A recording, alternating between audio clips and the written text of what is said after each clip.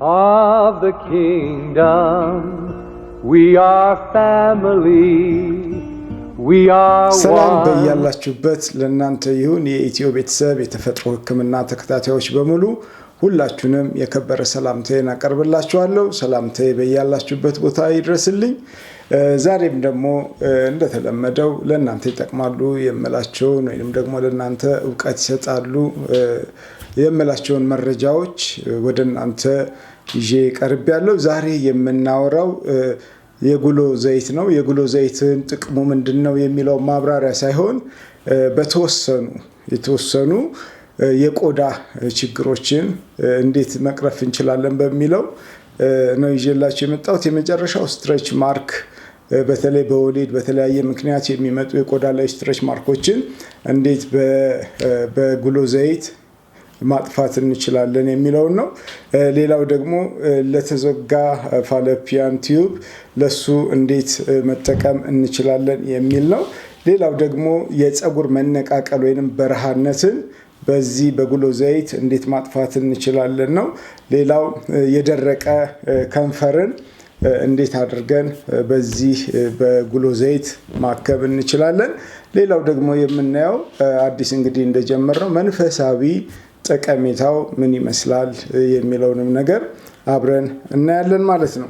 እንግዲህ የመጀመሪያው ነገር ስትሬች ማርክን እናያለን። ስትሬች ማርክ ከዛ በፊት ግን ትልቁ ነገር የጉሎ ዘይትን በጣም በርካታ የጉሎ ዘይት አምራች ፋብሪካዎች አሉ። እንዲሁም ደግሞ በኢትዮጵያ ውስጥም የጉሎ ዘይት የሚጨምቁ አሉ። ከጉሎ ዘይት ፍሬ አመራረጥ ጀምሮ እስከ አጨማመቁ ግን ጥንቃቄ ተደርጎበት መጨመቅ እንዳለበት መረዳት ያስፈልጋል። ብዙ ጊዜ በጥንቃቄ የጉሎ ዘይት ሲጨመቅ የመድኃኒትነት መጠኑ በዛው ልክ የሚጨምር ይሆናል። ለምሳሌ ዛሬ የማሳያችሁ የጉሎ ዘይት አለ። እናንተም ደግሞ በየቤታችሁ ያለ የጉሎ ዘይት አለ። ይህንኛው እኔ የጨመቅኩት የጉሎ ዘይት ነው። ምን እንደሚመስል መልኩን ባሳያችሁ ደስ ይለኛል። ለዚህ አዘጋጅቼዋለሁና ይሄ በቅርብ የጨመቅኩት ነው። የትክክለኛ የጉሎ ዘይት ለጤና ተስማሚ የሚሆነው ምን አይነት መልክ እንደሚኖረው ተመልከቱት። ለየት ያለ ነው። ከለሩ ራሱ ይታያቸዋል አይደል? የተበጠበጠ በሶ ነው የሚመስለው። በጣም ወፍራም ነው እንደምታዩት ነውና በጣም ልዩነት አለው። በጣም ከፋብሪካው ከሚሸጠው በተለየ መልኩ ነው። እዚህ ላይ በደንብ ይታያቸዋል ብዬ አስባለሁ። ውፍረቱንም ታዩታላችሁ ጠርሙሱ ላይ እንዲታያችሁ ብዬ ነው ያደረኩት። በዚህ በባዶ ቦታ ላይ ላድርገውና ላሳያችሁ።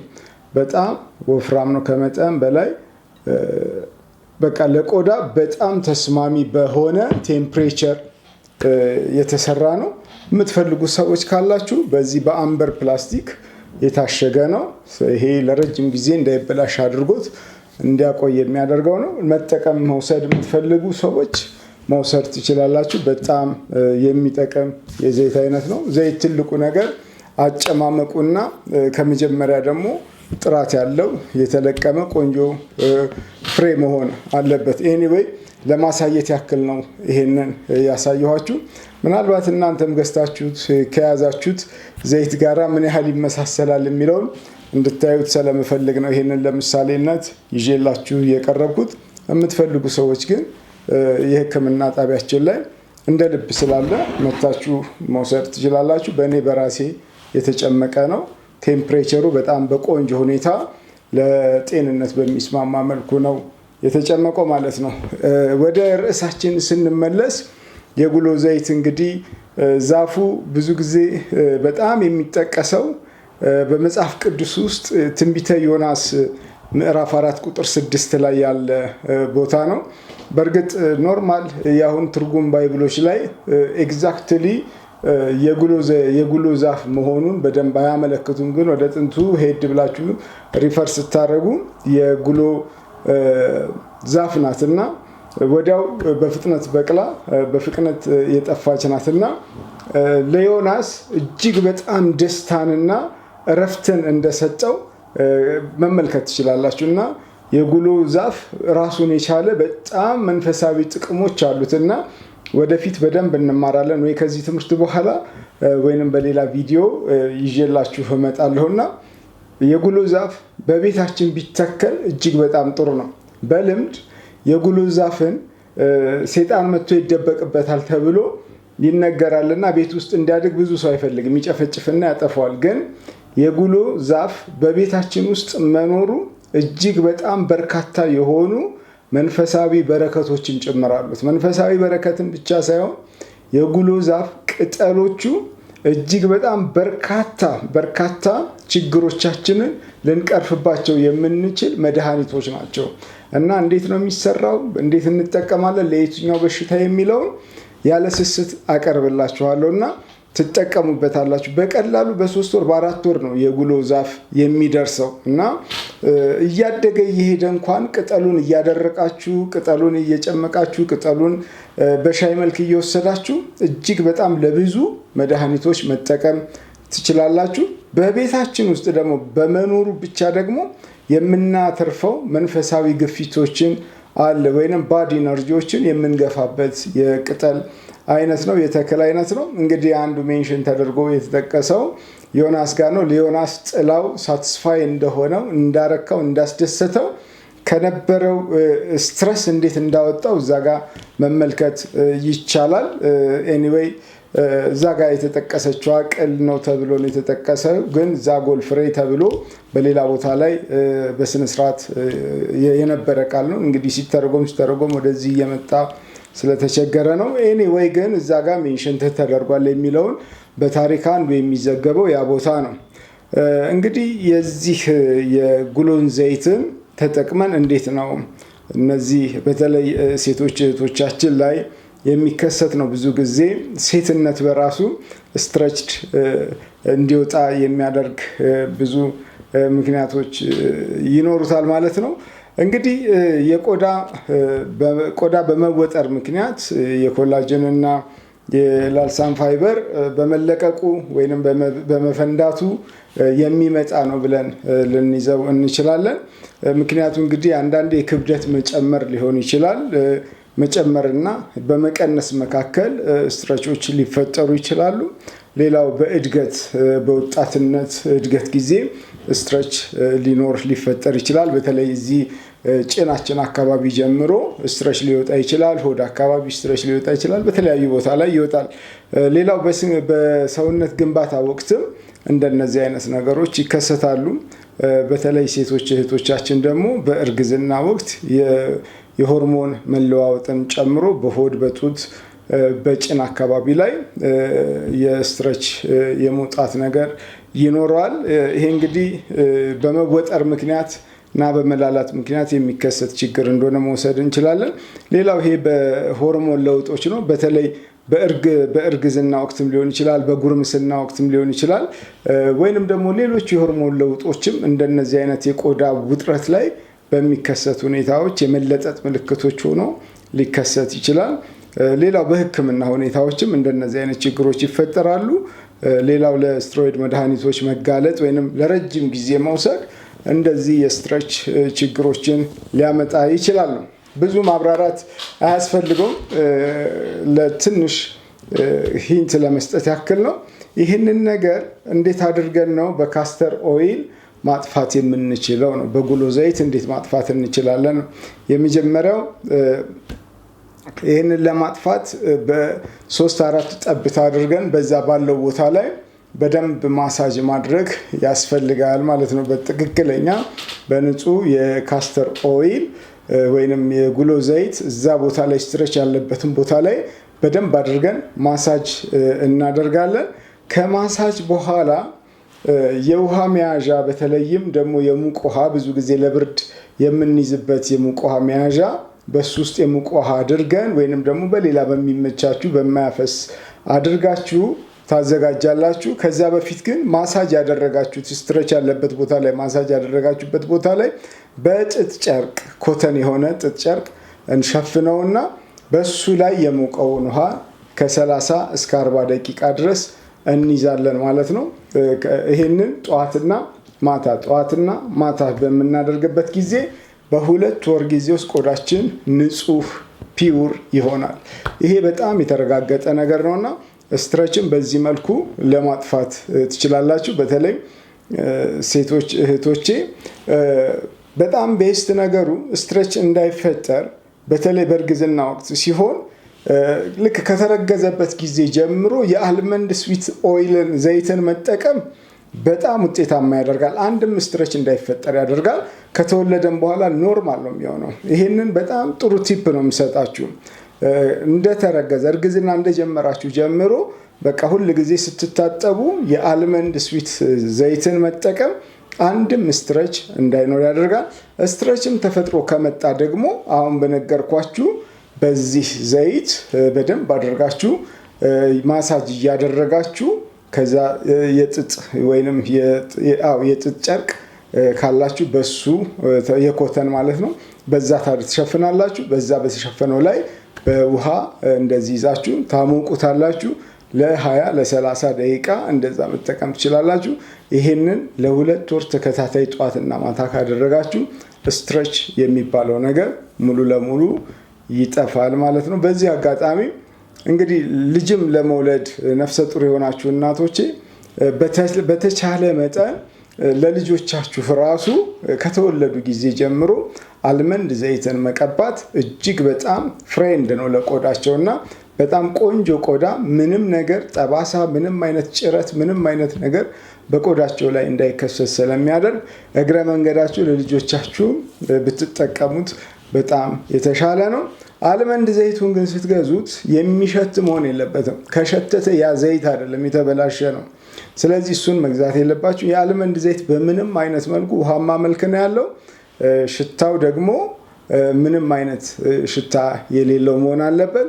እንደገና ደግሞ ኮልድ ፕረስድ መሆኑን አረጋግጡ፣ ቨርጂን መሆኑን አረጋግጡ። በቃ ይህንን ካረጋገጣችሁ ቆንጆ ዘይት ነው፣ እሱን መጠቀም ትችላላችሁ። ሌላው በእንደነዚህ አይነት አምበሮች መዘጋት መታሸግ አለበት። ቢቻል የበለጠ ከዚህም ዲፕ የሆነ ጥቁር ቢሆንም ይመረጣል ማለት ነው።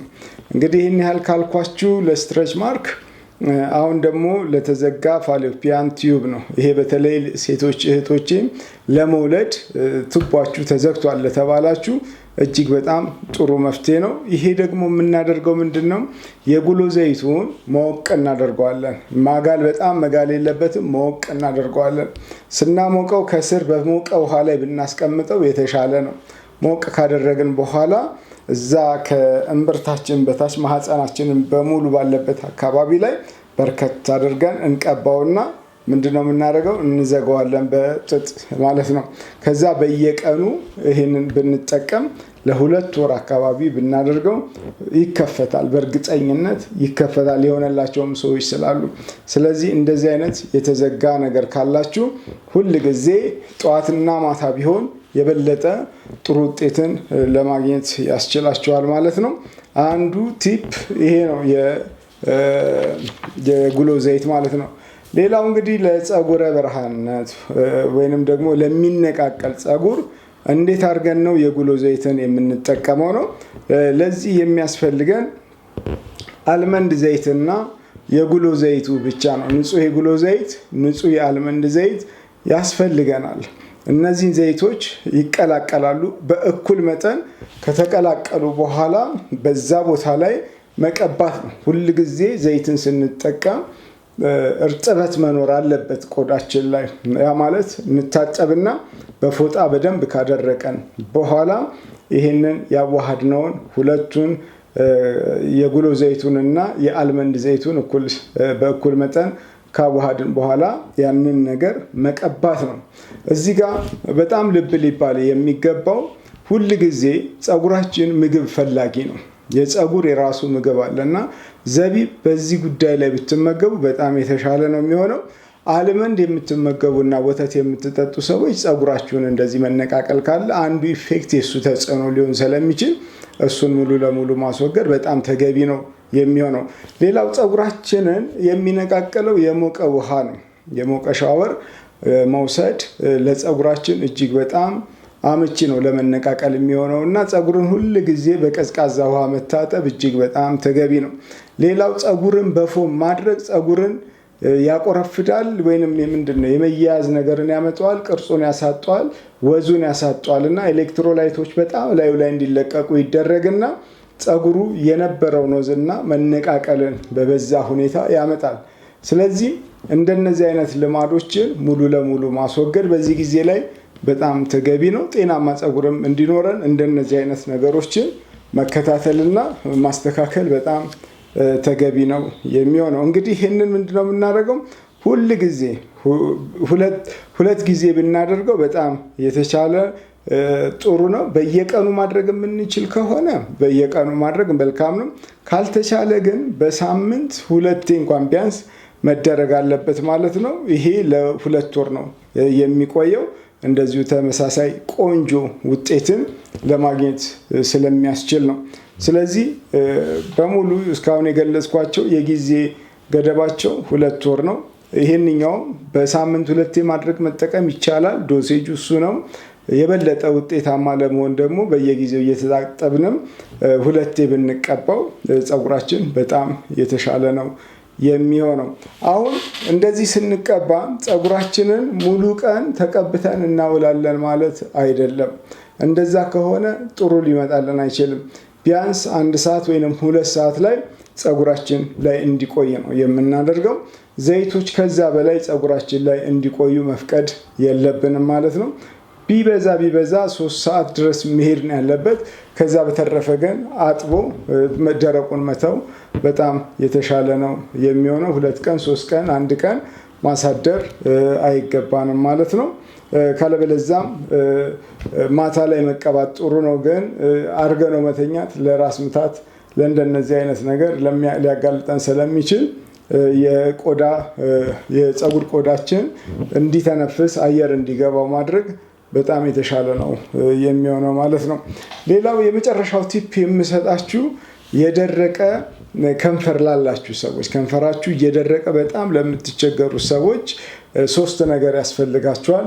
ሎሚ ያስፈልጋል፣ ግራይስሊን ያስፈልጋል፣ እንደዚሁም ይሄ የጉሎ ዘይት ያስፈልጋል። ስንሰራው ሬሾን 1 ይወስዳችሁ እናንተ በብዛትም መስራት ትችላላችሁ። በምትፈልጉት መጠን መውሰድ ትችላላችሁ። ሁሉም ላይ የሚያስፈልገው ግማሽ ማንኪያ ነው። ግማሽ ቲስፑን ነው የምንጠቀመው። ግማሿን ነው የምንጠቀመው። የጉሎ ዘይቱ ግማሽ ማንኪያ፣ የሎሚ ጁስ ግማሽ ማንኪያ፣ የግላይስሪንን ደግሞ ግማሽ ማንኪያ አድርገን ይሄንን በደንብ እናዋህድና ምሽት ወደ መኝታችን ስንሄድ ከንፈራችንን በደንብ አድርገን ቀብተነው እናድራለን። ጠዋት እንታጠባለን። በጣም ቆንጆ እየሆነ እየለሰለሰ እየተስተካከለ ከለሩ ራሱ በተለየ ሁኔታ የሚያምር እየሆነ ነው የሚሄደውና በዚህ መልኩ የጉሎ ዘይትን መጠቀም ትችላላችሁ። ከዚህም በኋላ በጣም ከበድ ላሉ ፓቶሎጂዎች በሚጠጣ መልክ ሊሆን ይችላል፣ በሚቀባ መልክ ሊሆን ይችላል። ከሌሎች ኢንግሪዲየንት ጋራ ቀላቅለ ነው እንዴት መጠቀም እንችላለን የሚል ቆንጆ ትምህርት ይኖረኛልና እዛ ጋር ጠብቁ። ትማራላችሁ፣ ትተገብራላችሁ፣ ትፈወሳላችሁ፣ ትድናላችሁ የሚለውን ነገር ለማስተላለፍ ነው የምፈልገው። እንግዲህ ለዛሬ ይዤላችሁ የቀረብኩት ይህንን ይመስላል። በሌላ ደግሞ መረጃ ወደ እናንተ እስከምመጣ ድረስ እናንተ ባላችሁበት ቦታ ላይ ሰላም፣ ፍቅር፣ ደስታ ይሆንላችሁ፣ ጤና ይስጣችሁ። ለቻናሌ አዲስ የሆናችሁ ደግሞ ቻናሌን ተቀላቀሉ። ዌልካም ላለሁኝ። ሰብስክራይብ አድርጉ፣ ሼር አድርጉ፣ ላይክ አድርጉ። ከእናንተ የሚጠበቀው ይሄ ብቻ ነው። ቤተሰብ የሆናችሁ ሁልጊዜ ላይክ፣ ሁልጊዜ ሼር ማድረግን አትርሱ።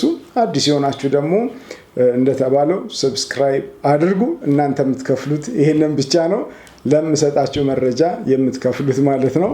በጣም አመሰግናለሁ። ከዚሁ መልካም ጊዜ፣ መልካም of the kingdom. We are family. We are one.